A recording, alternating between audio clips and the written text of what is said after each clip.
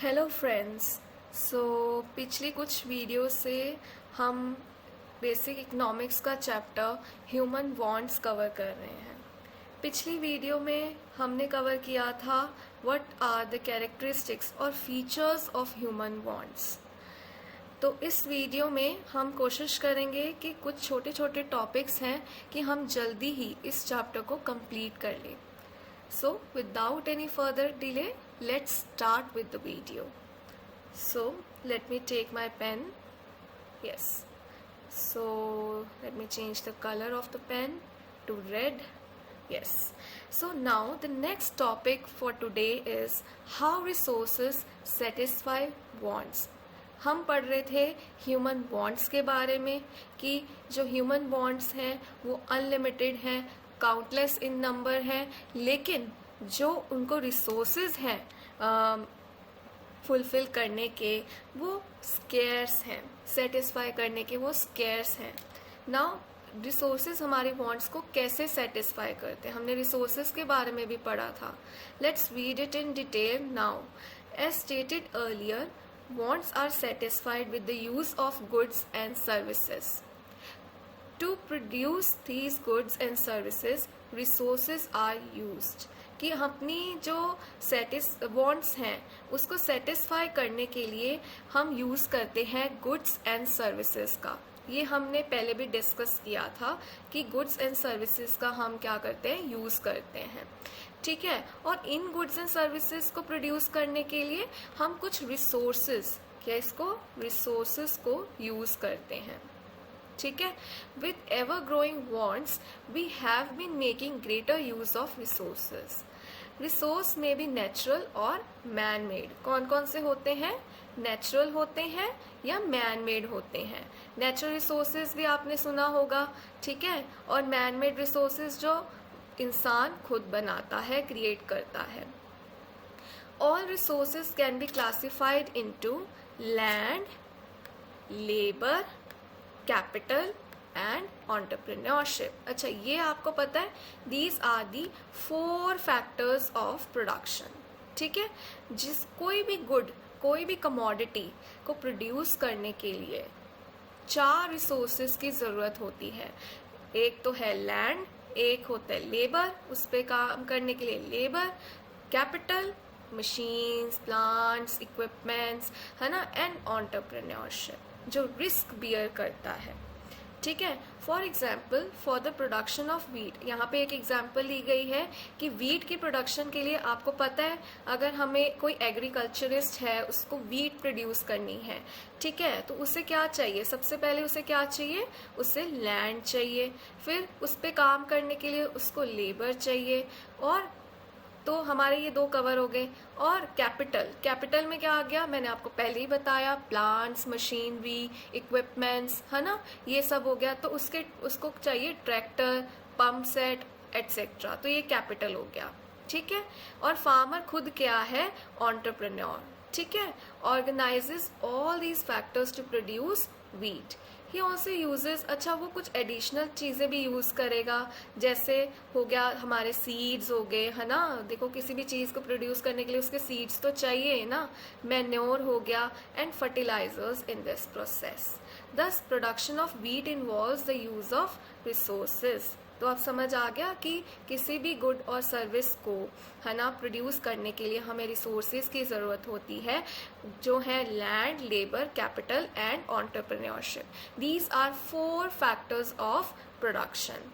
ठीक है, फिर हमने एग्जाम्पल लिया कि एक कोई फार्मर है, वो प्रोड्यूस करना चाहता है वीट को, तो उसके लिए हमें लैंड चाहिए, लेबर चाहिए और कैपिटल में उसको ट्रैक्टर चाहिए, पंप सेट चाहिए और एडिशनल थिंग्स चाहिए, जैसे सीड्स हो गए, मैन्योर हो गया, फर्टिलाइजर्स हो गए। ठीक है, तो प्रोडक्शन ऑफ वीट में रिसोर्सेज का यूज है, ये हमने डिस्कस कर लिया।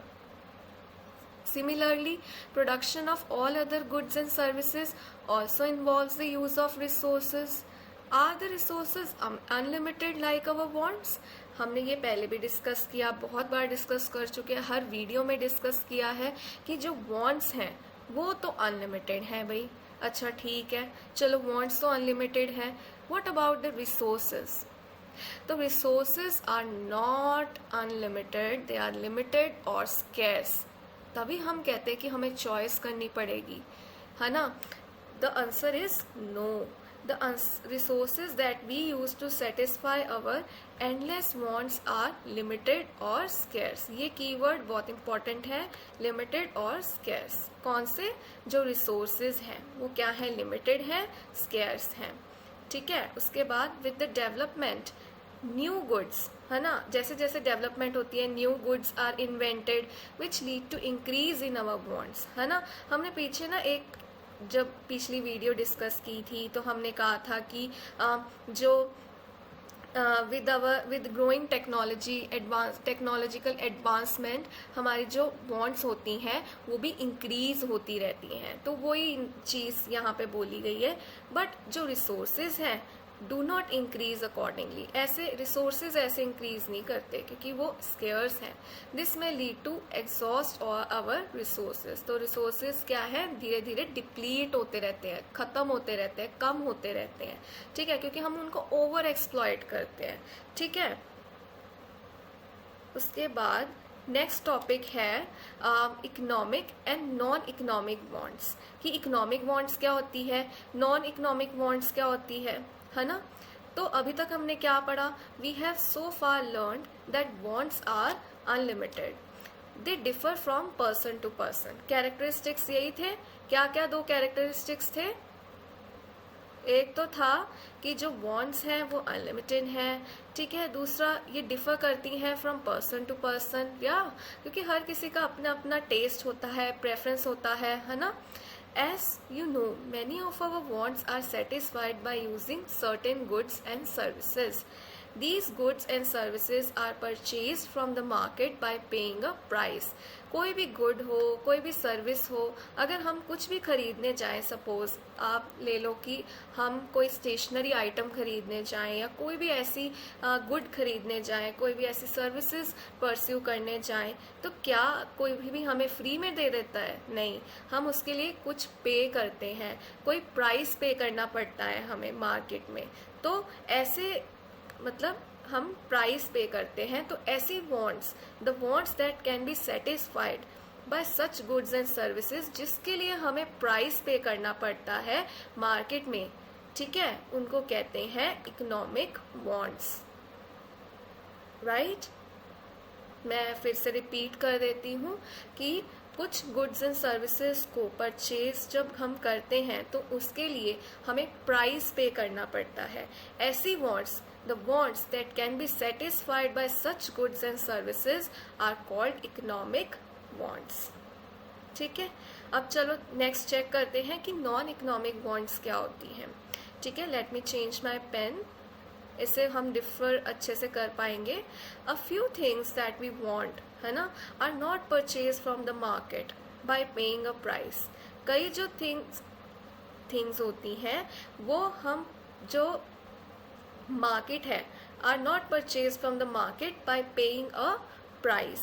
ऐसे वांट्स को क्या कहते हैं? नॉन इकोनॉमिक वांट्स, ठीक है। फॉर एग्जाम्पल देख लेते हैं। We want air to breathe, ठीक है, रेन वाटर फॉर एग्रीकल्चर, है ना। ये तो नेचुरल है, देखो ये इसके लिए हम मतलब कि इसके लिए हम प्राइस जो है वो पे नहीं करते, ठीक है।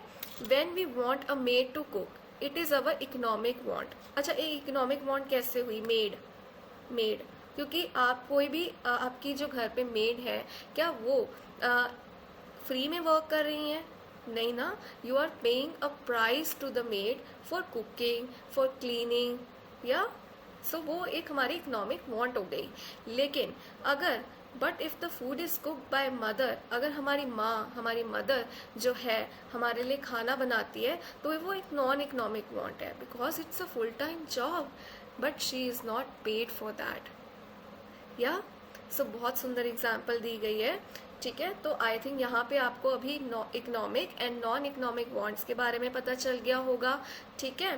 तो नेक्स्ट टॉपिक भी हम कवर कर लेते हैं कि वांट्स जो हैं एक्सपैंड करती हैं एंड चेंज विद डेवलपमेंट, ठीक है, ये भी हमने पीछे बहुत सारे उसमें देखा है, ये पॉइंट आया है कि जो वांट्स हैं वो एक्सपैंड करती हैं जैसे जैसे डेवलपमेंट होती है, राइट। इस लाइन का यही मतलब है, राइट।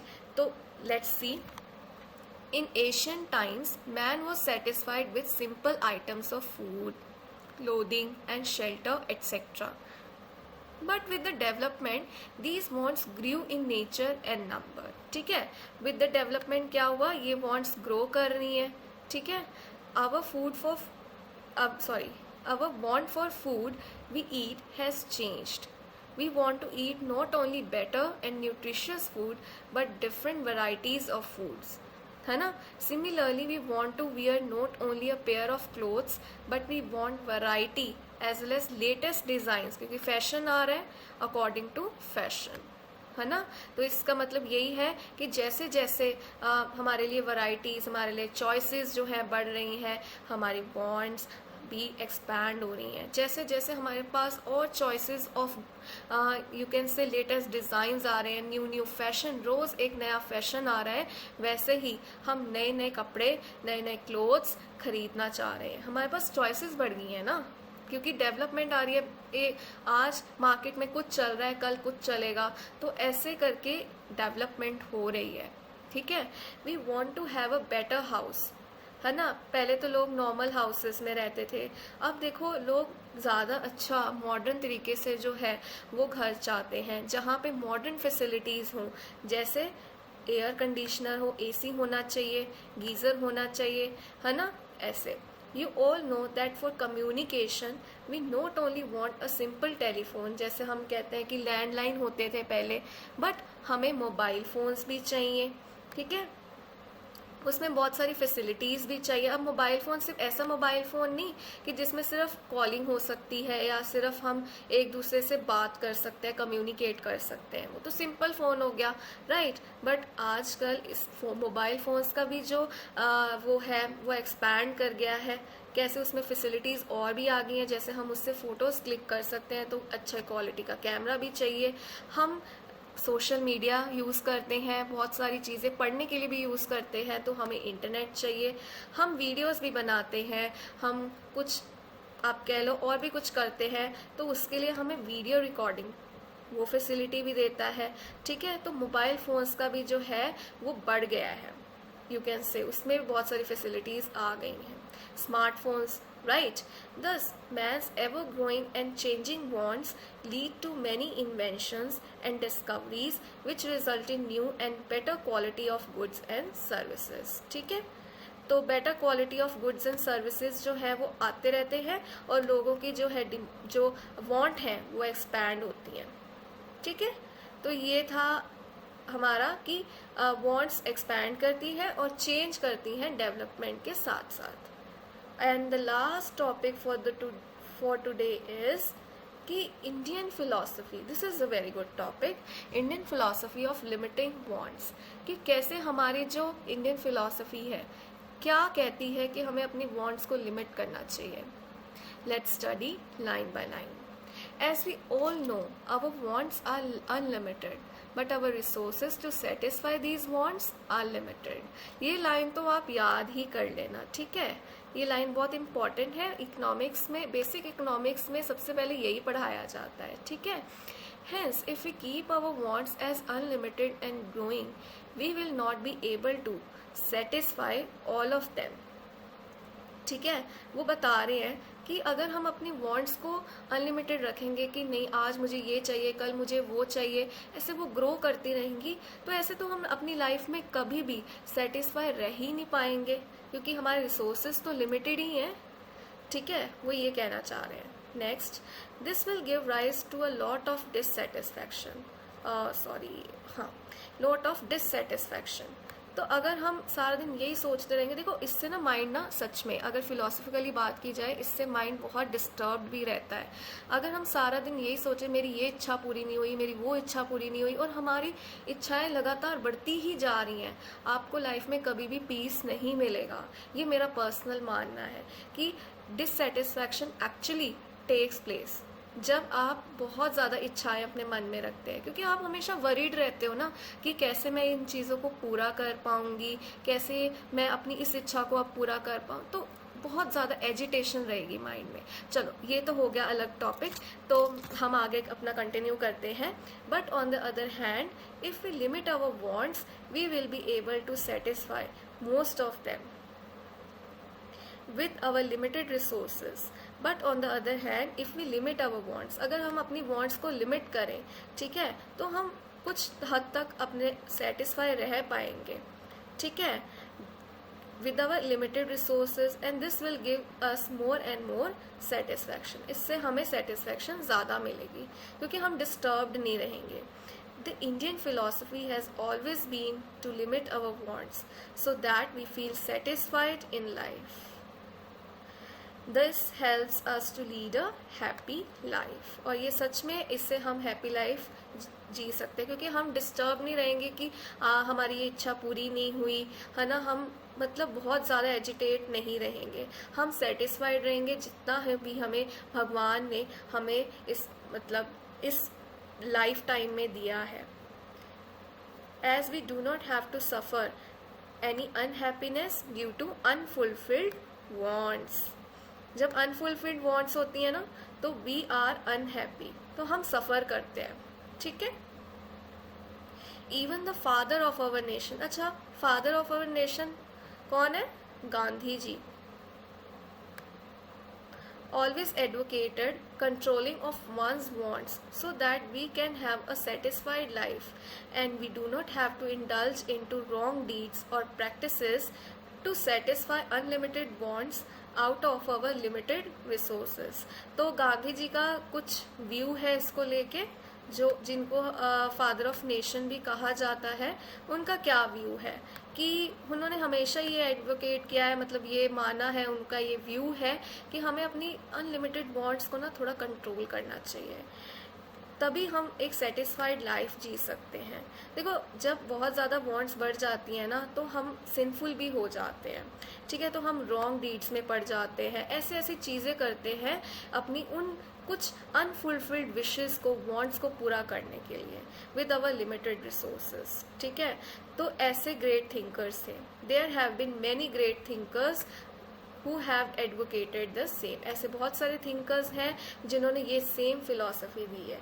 तो ये था हमारा पूरा चैप्टर जो आज हमने कंप्लीट कर लिया है, starting with how resources satisfy wants, कि कुछ नेचुरल होते हैं, कुछ मैन मेड होते हैं, 4 फैक्टर्स ऑफ प्रोडक्शन है, और फिर कुछ एग्जाम्पल लिया कि एक फार्मर है वो वीट प्रोडक्शन करना चाहता है with by using land, labour, capital उसकी होगी ट्रैक्टर, पंप सेट हो गया, और जो एंटरप्रेन्योर वो खुद है ना, वो रिस्क लेता है ये सब चीज़ों को करने का, ऑर्गेनाइज करता है वीट को प्रोड्यूस करने के लिए.